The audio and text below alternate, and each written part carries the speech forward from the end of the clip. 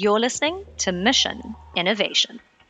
Innovation is fast becoming one of those buzzwords in business that we can't help but roll our eyes at. It's loaded with so much meaning, and yet the people who talk about it loftily are making us feel like it comes to nothing. Much like strategy, innovation will mean something different and look totally different from one company to the next. But there are some overarching principles, processes, and ideas that we should all be thinking about.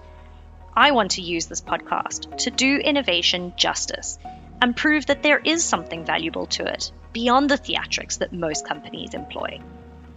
This season, I'm focusing on the idea of external collaboration and innovation, and how we can nurture relationships with suppliers and partners more effectively. I'll be talking to some thought leaders and experts in the field to pull apart what we really mean when we talk about working with others to aid innovation. I'm Caitlyn Lewis, and this is Mission Innovation.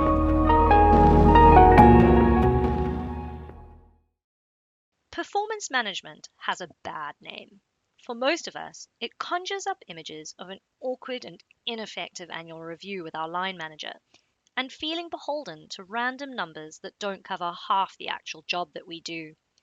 But when it's done well, performance management and measurement provides us with important data to help us figure out what's working and where we need to focus some energy for improvement, which of our business processes help us and which don't. It's hard to get right for business as usual, and it's even harder to find a system that doesn't just monitor innovation, but powers it. In today's episode, I'm talking to Jon Washington, the founder of Innovation Garage. They partner with their clients in the design of products, process, service, and supply chain solutions. Some of the organizations Jon has worked with include Toyota, Mars Foods, Draeger, and the Henry Ford Foundation. He's helping me to work out where to start and what to consider when it comes to measuring innovation. Hi, Jon. Welcome to Mission Innovation. Hey, Caitlin. Thanks for having us on the show. Not at all. Thank you for being available. Now, I think that we are about to embark on a discussion that can be considered slightly contentious, something that people don't generally like to talk about, but I think has such a big place when we are talking about managing any part of an organization. And so I guess measurement and performance management can seem like rigid, authoritarian things, but when they're done in the right way, they can be extremely effective. What do you think the role is for measurement in innovation? Boy, that's a great question, and you're right. It can certainly be contentious in organizations. So one of the things that I see, and then we see a lot with our clients, is, with anything, when you're measuring something, you're trying to do a couple of things, and you're trying to do really three things. And it might be, let's determine our location, let's determine some velocity, and let's determine some direction. And so measurement's important with anything, and especially on the innovation side of the house, with ecosystems. As you kind of start with strategy, you've got to figure out what are the right ecosystem metrics, and how are we going to design our system such that we can kind of get to what is an overarching measure or metric of success, right? What does success look like, and how are we going to define that? And then you've also got to figure out a few influencing metrics, maybe 3 to 5 influencing metrics that are going to help you get to that. And I think that really starts with strategy. So if you kind of understand what you want to be or do as an organization or a team, you can start to build those things and really get some alignment on them, because everyone's going to have a different perspective about what's important to measure and why. So I think when you think from the ecosystem design perspective, you've got to get some alignment on strategy first. And then that alignment can help inform the measures that you're looking to, use with your innovation system. Do you think it always starts with a question around what success looks like? I do. I mean, I think you've got to kind of begin with the end in mind, or, what the time horizon is, so if you have those conversations about what does success look like for our team or our organization, you can use that, and there's a lot of great insight in that. Some people would say if you've got a cross-functional team and you're looking to design some metrics and measures, each org is going to have a different perspective. R&D might say we can develop faster, right? So that's a speed to market kind of measure. The finance side of the house is going to say, well, how can we be very efficient in our operation? So that's an operational efficiency measure. Procurement might be looking at spend, and how do we change our spend profiles, that either we're spending less with lesser suppliers, or we're getting different value measures. So there's a lot that you've got to sift through to design that and get alignment, because that's going to be the key thing, is really getting alignment of the stakeholders as to what are the measures that are most important. And I would imagine that there will be so many measures that seem like the relevant ones to use, but could actually, or don't actually, result in the outcome that you're hoping for by following that blindly. So there must be a balance that sort of leadership has to strike when they are choosing the measures that they want to use.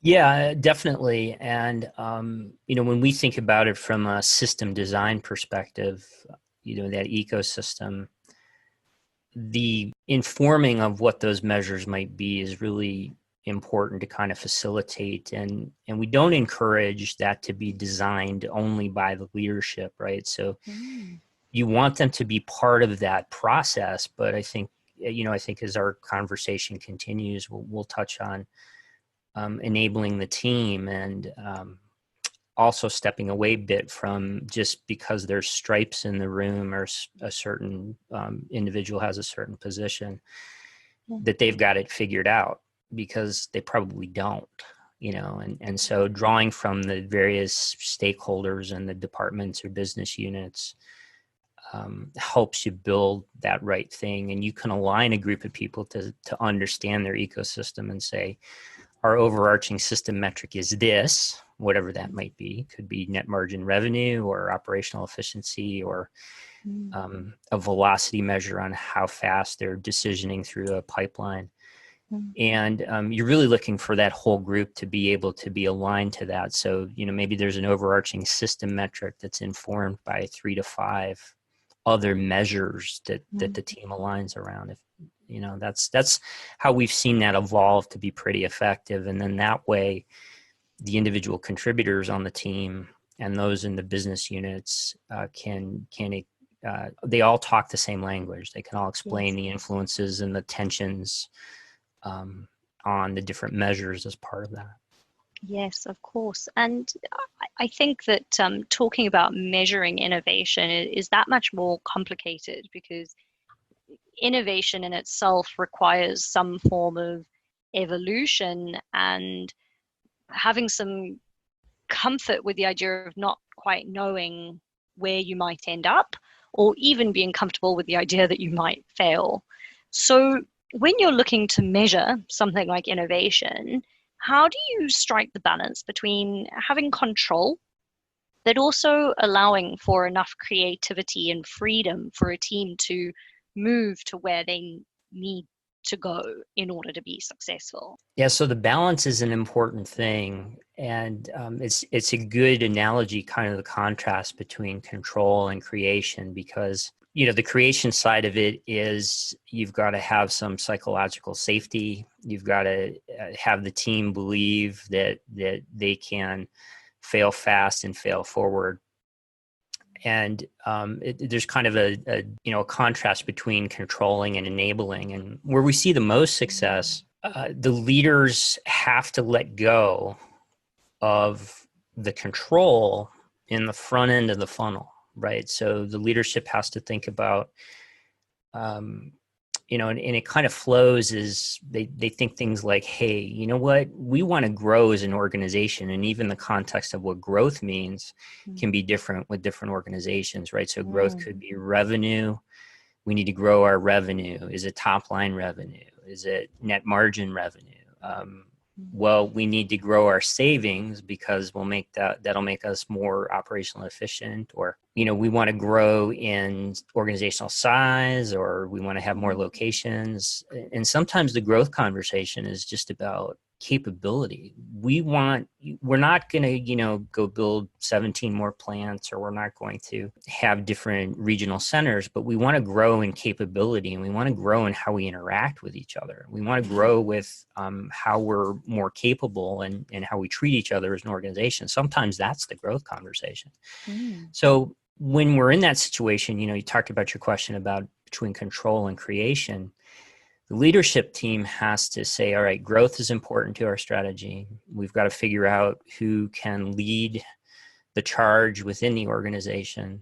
The leadership says, hey, we've got to recognize that we want to build capability. So we've got to learn some things. And we find that to be really important, is the education piece of this, with some constant terms and approaches.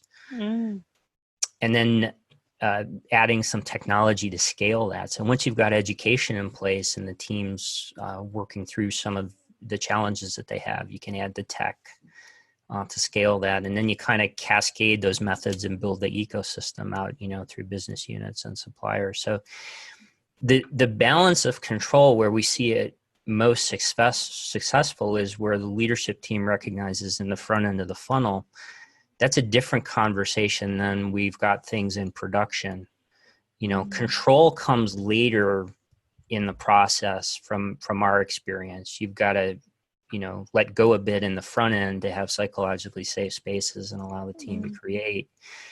Once you're through maybe, development of your product, process, or service, and it's more operationalized, that's where the control comes into play. So we spend a lot of time with the leadership teams we work with, making you recognize that you have to dial down control in the front end, and you can balance it. So it's much about, when things get into production or in some type of launch mode, that you've got to be more operationally efficient, and the control comes into play. But leaders struggle with that. They struggle a lot with how much do I let go in the front end, right? And what does fail forward look like? And should we celebrate mistakes? That isn't how we used to do things in our organization, So they've got their own kind of mindset, right? You mentioned growth mindset in our earlier chat.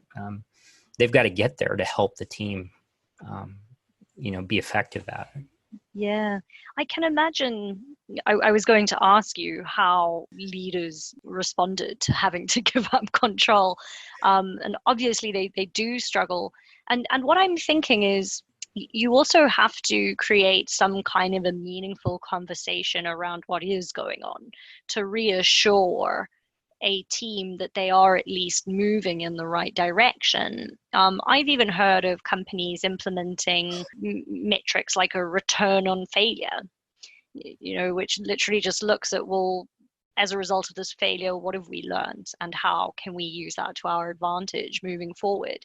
And those kinds of things sound really nice, but I can't help but feel like sometimes they're just super fluffy. And do they really mean anything, or are they there to just provide us with a little bit of comfort that we're doing okay, even if we aren't? At the end of the day, it's kind of like an evolution, right? There's short-term, medium-term, and long-term measures. And what's really important, I think, with whichever metrics and measures you select, you recognize that you're going to try some over a period of time, and you're going to get some insight from those, and you may need to pivot them and adopt them. For us, what we always encourage is that those have to tie back to some, bottom line performance in the case of, if we want our speed to market to increase and develop products faster, you should see some velocity measures where you're moving things faster through the pipeline, and you're also saying no to many more things, right? Your no's, your keep rate or your kill rate should go up as well. And so those are the things that have to be tangible, and over some period of time, that should result in some new revenue streams, or more, an improvement in net margin. You do want to as well, I think, another measure that it's been interesting, clients have said, hey, we want to be in the the best employers list again, because we weren't, in whatever the geography is, that they want to get back to being recognized as one of those great employers. And that's a very interesting measure. So that, sometimes they'll say, hey, that's going to be demonstrative of our change in culture, is that we're back on the top 100 employers in the region list.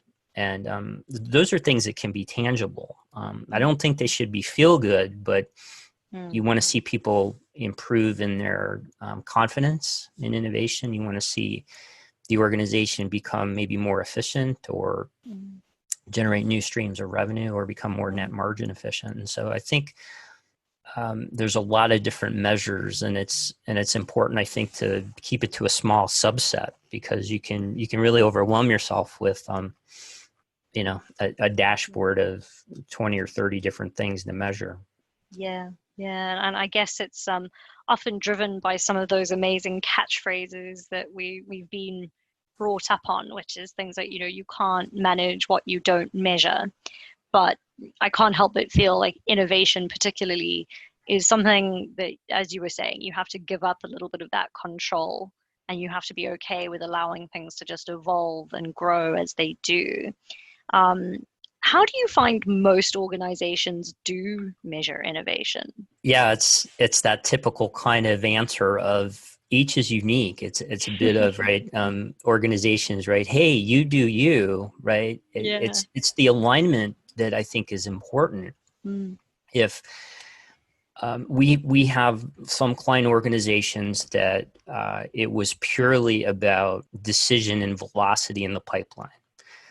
We're going to be able to generate 50, 100, 200 ideas or opportunities. Where we struggle is we can't get to the point where we know the top 10 things we should be working on, or the top 5 things that we should be working on. So their measures were very much focused on what determines something that should move forward in the pipeline or not. We've had other organizations that it's been purely more focused on their ability to generate net margin revenue. It was very much a holistic engagement in the context of, we need to be more operationally efficient. We need our development teams to go faster. So what we want to see is our metric, and the one that we love the most is really kind of net margin increase. Because if you're a for-profit business, that's a good way to look at the balance between operational efficiency and how well your development teams are moving. So we've had folks want to do that specifically. With the nonprofits we've worked with, it's about, are we reaching our target demographic, our target audience? Are we able to expand services? Can we deliver more value to some of our clientele? And so it's very unique with each organization. And again, we've always found the most success of making sure that the team is aligned to those measures of success. And everyone's got a bit of a different flavor, because it's different industries and different factors. Some have great supply chains and slow development teams. Some have fast development teams and very, weak supply chain organizations. And so there's a lot of tension between that. And I guess, again, it's so very much linked to how you are defining success. And there is also no one single metric. I think one of the ones that gets bandied about quite a lot is, the revenue that you are generating from new product developments that are under 3 years old or 5 years old, Right. which is an indicator of, whether you're good at innovation or not, or whether your innovations are successful. But that's a lagging indicator. It doesn't tell you if your innovation pipeline is any good. Yeah, exactly. That one is in particular because it could be for that organization, right? Their product life cycle, that part of their growth curve, it may take 18 to 36 months for their market to recognize that new thing. And by the time, that new thing is recognized in the market, it is a lagging indicator. Yeah. We kind of tend to look at the horizons of short, medium, and long term, especially if it's a new innovation program. What do you think the motivation or the intention is for using different metrics, or metrics that I guess are indicators for different parts of the innovation process? If we start with strategy and we understand what we want to do within the organization over the next, 180 days or 3 years or 5 years, that'll influence some of the measures. And then we kind of get the team aligned around that. The decision around what measures are most important really comes from, what do we know about our industry? What do we know about success in our space? And how do we define that in a way that we know that we're moving forward? And that's, that can be a very subjective, I think, conversation, as we've talked about before. I guess it would even depend on, are you talking about measuring the success of a specific innovation project, or are you talking about innovation in general? And even as you were referring to earlier, it will look different for every single function within a business. Right. If there's an education program in place, there's an amount of how many team members have been educated and at different levels. So you may have some folks that are, they've got a basic kind of operational understanding of some of the innovation methods and approaches. And then you've got some folks that are helping to facilitate sessions. And then you may have some folks that are managing the overall process and system. And so, I think innovation in itself tends to come to be one of the measures of an organization's success. It's not the only one, and that becomes an item in the scorecard at the larger levels of the organization. And I think, the generation of revenue that we've talked about is an important one. The capability of the organization is another one. How confident are we? Have we changed mindsets from organizations now that were started? And the founders were still in the business, and then they transitioned into publicly tradeds, and those cultures kind of they evolve over time, and so it's important to figure out, even on the cultural side. Everyone says, right, we want to have an innovative culture, but we try to figure out what that means for those specific organizations. Yeah, and that leads so nicely on to my next question, which is, I guess, choosing to look at any specific metric, or as you were saying earlier, you might have a couple of different measurements that you use, but one always ends up becoming the main one, or the most important one. What are some of the indirect results of focusing on any single kind of metric, whether that's a revenue metric or a velocity metric? Because I can imagine that as much as culture impacts the kind of metrics that you use, the metrics that you use will also impact behavior. Yes, right. So people will behave in the manner in which they're measured, right? And so I think it's important. So some examples of those indirect results, right? So we talked about capability, right? A real easy question to ask of the team is, what's their confidence level in their ability to innovate? And that's from a lot of what we do. That's why the education piece is so important, is because this isn't generally something that everyone's been taught how to do, through university or whatever education background. Most folks don't learn how to do it. We all have the capability to do it, but it's just, what are the techniques and methods that help us, and how we interrelate with each other, that help us build ideas up? How should we talk to each other? What should our creativity sessions look like? How do we build ideas up? How do we have a conversation just at in a coffee break about, that's a great idea. Let's see what we can do with that, rather than what many people might be used to is, well, we've tried that before and that'll never work. So that's a softer one in the context of, right, how confident are we in our capability to innovate? So those are indirect results, right? You should see a confidence increase in the team. You should see an impact, whether it's in the community or within the ecosystem or with the suppliers, right? Even in the supply chain side of it, you should see an impact with suppliers. And this is where kind of customer choice metrics and measures can come in, right? If in our supply chain, when we call our suppliers, and they love to hear from us because we're such a great partner to them. That's, that's one example.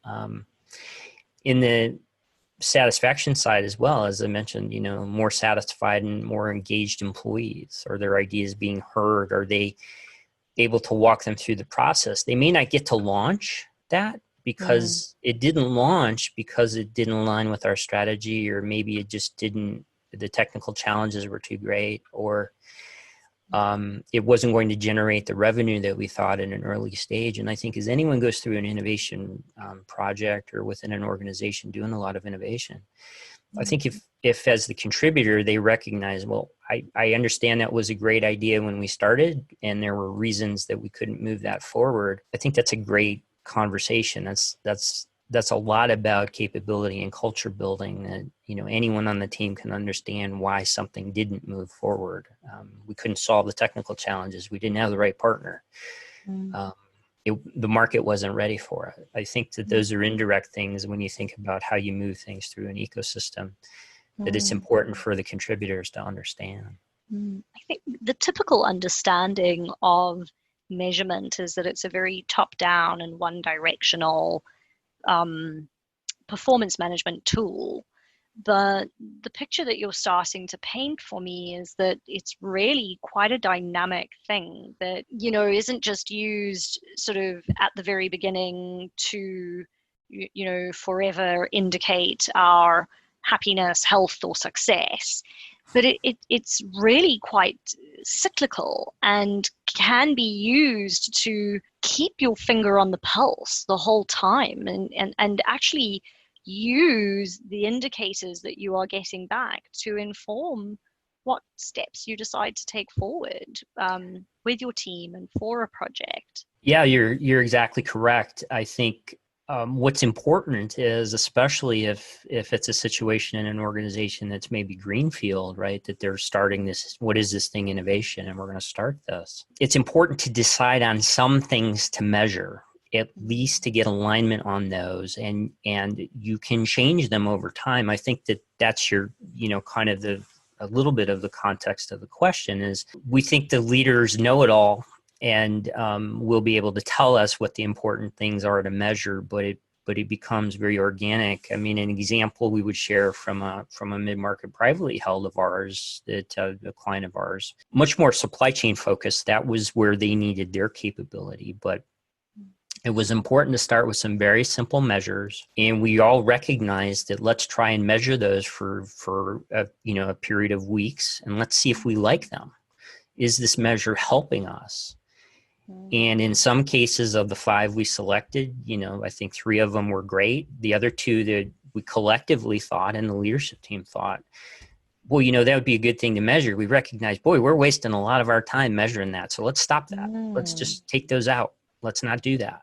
We thought it was a good idea, but it's that fail fast thing, and fail forward, right? We tried it, we measured it. You know what? That wasn't the important one, but it evolved into something else that was much more important for them. And it wasn't important. Why? Because it wasn't giving you any useful information back. You weren't getting usable feedback. Yeah, and the amount of data they had to sift through to get it wasn't as helpful as it was initially thought. It was a measure around a specific measure in regards to inventory performance and field returns.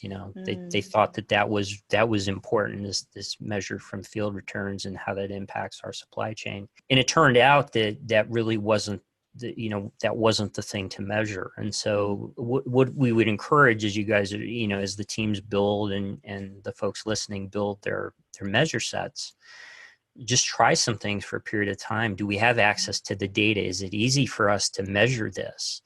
Or do we have an analyst spending, 2 weeks preparing the report? Sometimes that's not the right thing to do, and be very kind of quick and adaptive. And I think the big thing when you get started is just to get the team aligned to a couple things that we think is important. Here's our system. Here's what we think our measurement for our system is. And then here's the 3 to 5 things that then enable our system to be successful. And you measure that for a period of time and see how it works.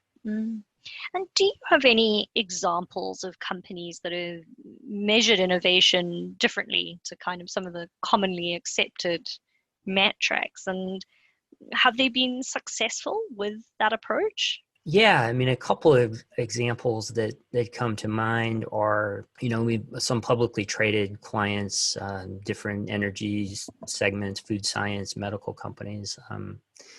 Those have been situations where they're building from the ground up this capability. And so, they followed that flow of strategy in our pipeline, in our phase process or our gate process, that velocity measure of, there can be 100 things in the pipeline, but we really need to have a ratio of what we're going to move through and how quickly are we deciding those things. So, in that scenario, it's a very kind of classic deployment. Hey, we're going to move things through. Our keep ratio is going to drop down, and we're going to move through the critical few. And then they'll funnel those down to a top 10 list or a top 5 list. I mean, even big organizations can't work on 100 different initiatives. That'll only happen over a longer period of time. So the publicly traded, it tends to be a little bit more focused on velocity. Number of ideas is a pretty classic one. How fast are they moving to a decision of a keep or a return, or move to a deep freezer, or a kind of a kill kind of decision. Mm-hmm. And then, the harvest to revenue can take, different times. And so there's a lot of modeling that happens in the early phases about, potential first year sales after launch, right? So the development period might take 24 months, and then the awareness in the market may take another 12. And so you're not really going to be able to measure that from a revenue perspective. You can model it all kinds of different ways, but you're not really going to be able to harvest that for sometimes, 36 months is pretty common. So that's in the publicly traded. The mid-market privately held clients are typically much more about getting our operational efficiency in balance. Most of them innovate pretty well and pretty quickly. They struggle in the supply chain and the scaling side generally. And, they're trying to balance the ability to deliver quickly. They can develop quickly. They struggle in the delivery side of it, right? Just because they may not have the ability to get as much kind of supply chain harmonization that a larger organization could. I could tell you whenever we're working with folks, we always encourage that likely what we're designing in our metric set is not going to be the ones that are going to be the same ones, 6 to 9 to 12 months from now, because we're going to learn. Yes. Market impacts, regulatory impacts, just all kinds of things will influence that. And I think, as you kind of said, as you led into the question, you have to keep a pulse on it and kind of continually ask those questions. What's changing in our organization? What's changing around us? What's changed in the market? What's changed in regulation? And is this useful information? It's a great question. Is this useful? Well, if you sat with the folks putting the measures together and they said, boy, it takes us 2 weeks to get the data, 10 days to massage it, and then 3 days to put the measures together. There may not be value in those measures. If it's just taking that time to get it. Yeah, and I think that's probably something that's often completely forgotten about, is the effort that it takes to get that data, let alone even whether once you have the data, you're doing anything meaningful with it. Exactly. I think, as if we talked earlier about, does it help us with location as to where we are? Does it help us with velocity as to how fast we can go or what speed we're going? And then does it help us with those other measures about, revenue or those types of things, some kind of financial impact? If it's not helping us with location, velocity, and direction, I think your question is a great one. You continually have to challenge yourself. And I think you also have to be kind of aware of that's a great question to ask. What's the value from this now? And really, my final question to you was going to be, where should companies start when they're thinking about how to measure their innovation process and also success from a project? And I know that, you've said, well, it always starts with strategy, but then also throughout our discussion, we've got to this point where we're realizing, well, there is almost no start and there is no end. Measurement is something that you have to evolve along with the progression that you're making. But what would you say the 3 most valuable things are that a company could start doing when it comes to measuring innovation? Yeah, I think the 3 most valuable, I guess, if we were to, put a descriptor next to them, is simple, slow, and smooth. So, think about 3 time horizons. The short time horizon, again, the definition of the horizon is going to depend on the org, but, maybe over the next 90 days, if we've got folks that have a common language and a way to collaborate and communicate with each other on innovation, what are the number of ideas that we have? Has our confidence increased in the short term in our ability to innovate? In the medium time frame is, what does our pipeline look like? Are we making decisions faster than we did before? Is our velocity improving?